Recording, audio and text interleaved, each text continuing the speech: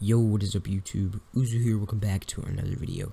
In today's video, y'all, I'm gonna be teaching y'all how you can make your OBS not blurry when you're streaming.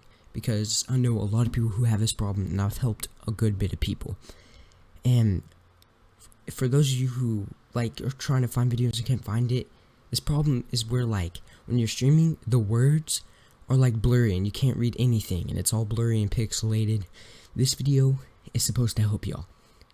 So, you came to the right place if you want to know how to fix it. So first, what you're going to want to do is you're going to open up OBS right here. This is my OBS right now.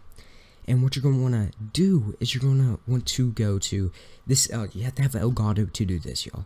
So what you're going to want to do is go to Video Capture Device. Alright? I'm going to go to Video Capture Device. And when you go to Video Capture Device, you're going to open it up, okay? And once you opened it up, you're going to want to choose Elgato. So this is my Elgato game capture.